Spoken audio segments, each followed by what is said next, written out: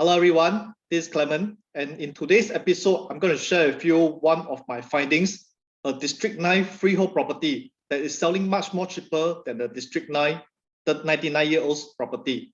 And you can actually look up more details via the link given here. So without further ado, let's dive deep in. So this condominium is a district in District 9, a brand new condominium named the Atelier freehold property. So disclaimer first, the information shared here are purely for educational purposes and based on my statistical findings. So it's not a call for you for investment or for purchase for own stay. Okay, let's dive into the location. No doubt this is in District 9, but it's actually walking distance to the Newton MRT station. So a lot of people will mistake this as District 11. Okay, so in fact, District 11 was actually on this side, whereas this side is considered District 9. All right. So let's look into more details. So who is the developer for the Atelier? Developer is a renowned developer, Bukit Sembawang Land Private Limited, on a regular plot of land size of around 3,863 square meter. And that gives you a square GFA of 10,817 based on a plot ratio of 2.8. So this is sitting on the street called Makeway Avenue, freehold status, District 9, Novena area. Uncompleted property is around very small apartment of 120 units. So for people who don't want big condominiums, just want a very small size, a good size condominium with good layout, etc. So this is the one that probably you may want to take a look. Okay, so before we start, we must understand the land price of this condominium. So apparently the break-even price is 2,303. And this is actually bought over via an enbloc. So initially it was an old apartment by itself and was en bloc by Bukit Sembawang, torn it down, and they actually built up another condominium named the Atelier, total 120 units. Okay. So let's work out the developer launch price. So most often than not, right, after we work out the break-even price, we know that there's a certain markup by the developer. So I'm going to illustrate some markups and the pricing that's expected to be launched by this developer. So with a 10% gain, right, they're actually looking at around 2,500 PSF, which is a relatively good price for a freehold property. And in fact, even if it was 15%, right, 2,649, that was really the norm, especially District 9 crossing almost $3,000. And of course, I simulated a 20% gain. That is also around 2,700 plus belt. So let's look at the next slide again. We can see that this property was initially launched in November 2020, around the price belt of between 2,005 to 2,750. Okay, so subsequently, it was actually hot marketing for a period of time. Okay, probably for 1 year or so, because there isn't any limelight, and I don't think they have good marketing partners to market this property. So this property was actually under the carpet and nobody knows about it until recently, in the month of August, November period, the sales have started to pick up. And that's where we see vibrant sales happening in this area. Okay, we look into what are the prices that was transacted over here. We can look at the price is around the 2,005 plus minus mark. Okay, so let's look back around the developer launch price. In fact, this developer did not launch at 20% gain. They are actually looking at a marginal 10 to 15% gain of this property, given the price over here. Okay, you can see that the highest was only like 2,700 plus, the lowest was 2,005, there about exactly around this 10% gain.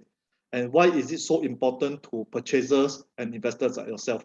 That means that there's a reasonable good margin for you to foresee in the near future, given the fact that the developer has very thin profit margin. So we also like to look at the current freehold transactions in District 9.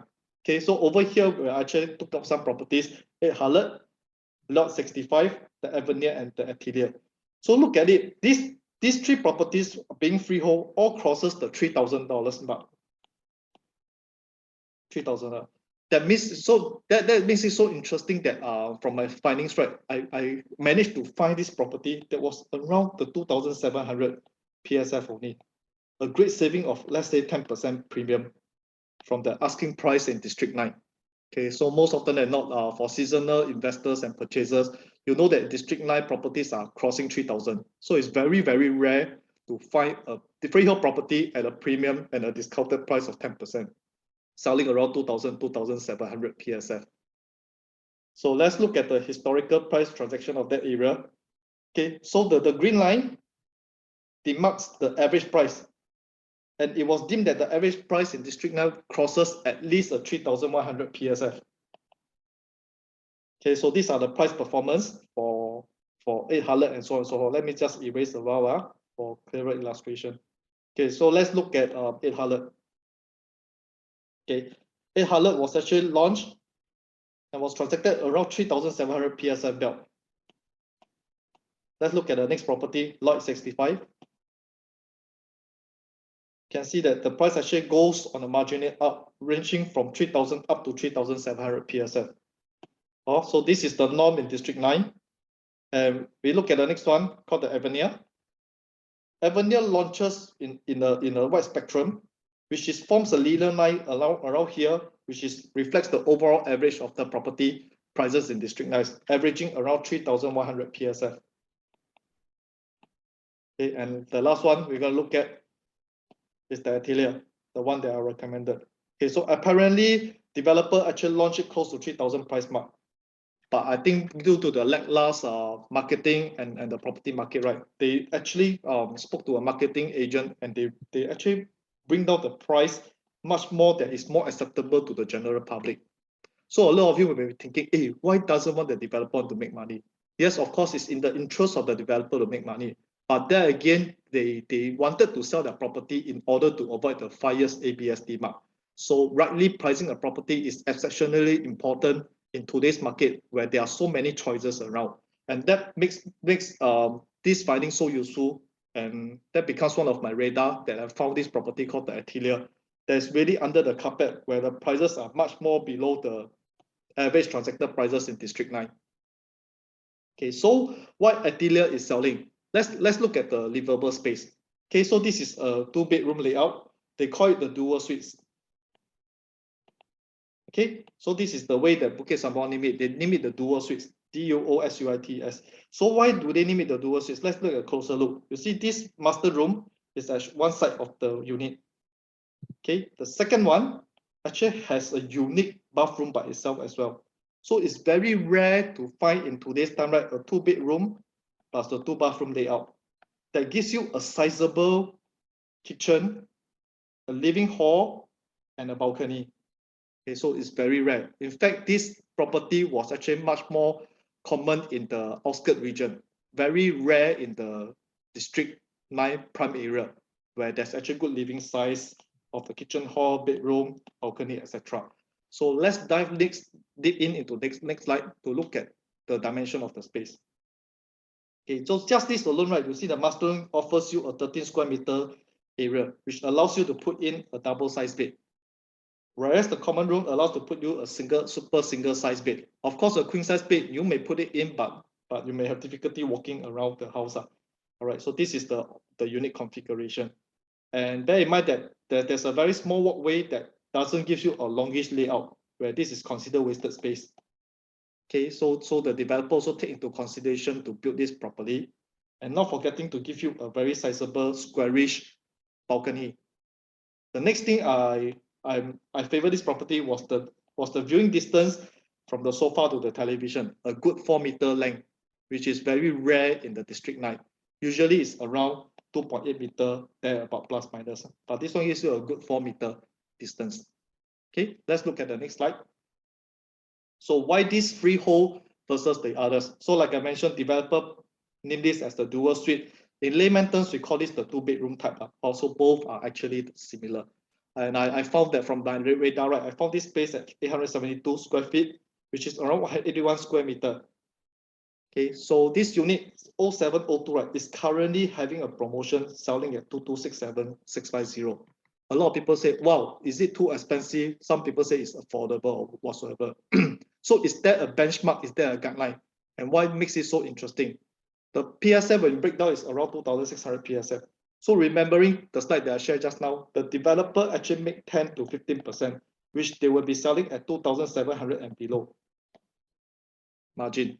So this means that 2,600 is highly acceptable. But why doesn't this unit sell so well initially?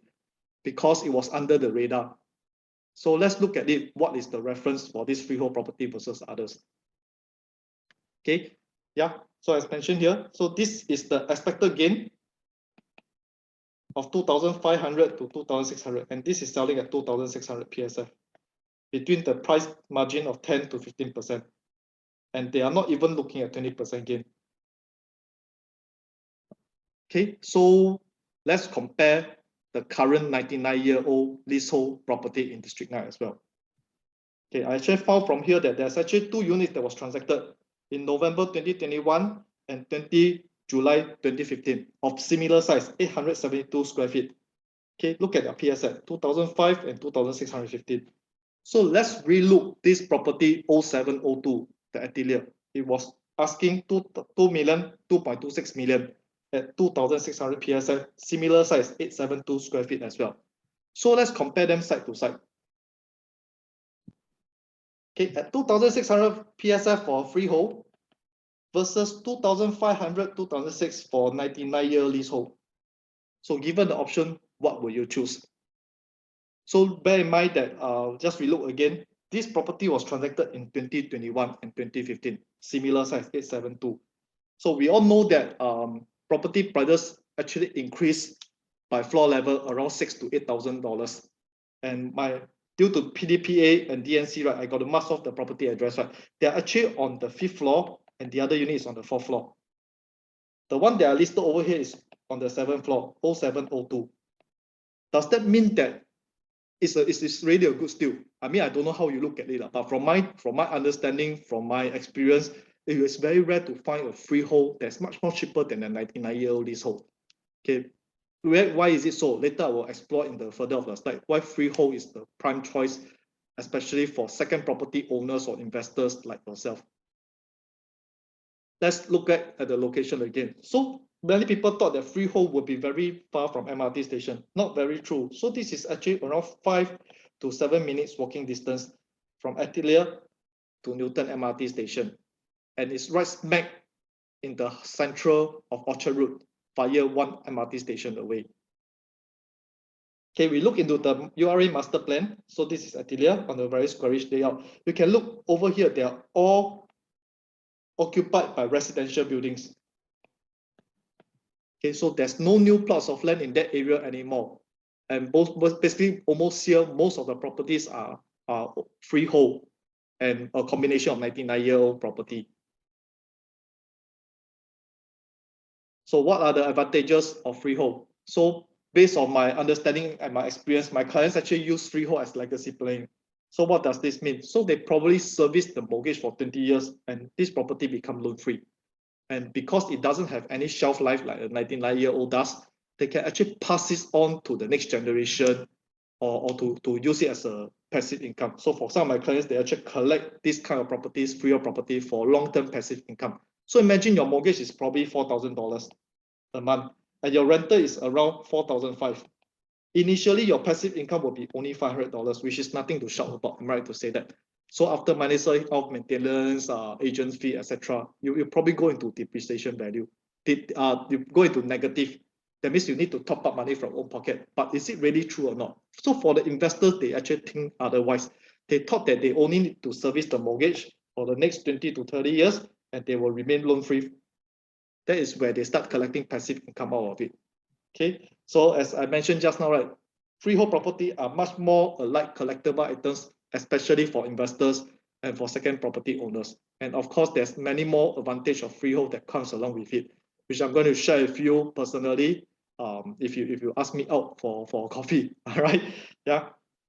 Okay, so let's go look at this property. So you can actually find more information via this link, clement-property.com, the Atelier. And if you are looking for other properties for sale, please go into this main domain, clement-property.com, okay, where you can actually look up and do your own searches, do your own filters to find properties that you want. Okay, yeah, so without further ado, let's do a quick live tour of this property. Okay, so this is the 2-bedroom layout that I showed you just now. Okay, we're going to come in from the main door. Okay, so the main door has a good walkway for you to store items, your shoe cabinets, etc. Some shelvings on the side. Look at this space. This is ideal for you to put in a study area. Some of them will erect this as a storage area.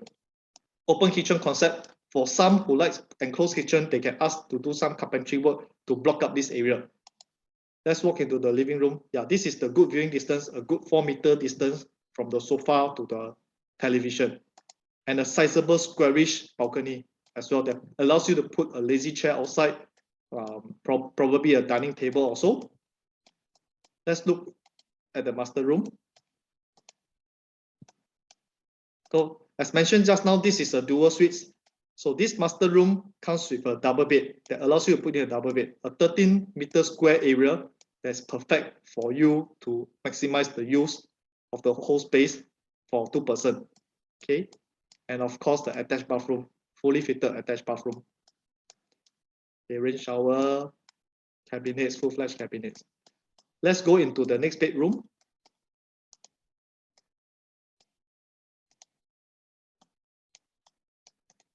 Okay, notice here they actually pen a children's bed by the side. Based on the layout, right, this allows you to put in a bed that's as big as a super single over here. And of course, you can squeeze in a queen size bed as well, but you may have difficulty walking on the sides. Okay. And of course, lastly, the bathroom that was attached. There wasn't attached to the second bedroom. Okay, but there again, this is a very rare find, especially in District 9, where you get freehold properties with 2 bedroom and 2 bathroom. For those seasoned investors and buyers in District 9, you often know that at most freehold properties are only 2 bedroom and 1 bathroom. This is pretty unique, 2 bedroom, 2 bathroom. So as mentioned here, if you are looking for other properties, you can actually go under this link, clement-property.com. Okay, for those who like detailed planning, you may actually visit my website as well, or PM me, where I will do a tailored planning and proposal for you. So with this, thank you for your time, and I'll see you in the next episode soon.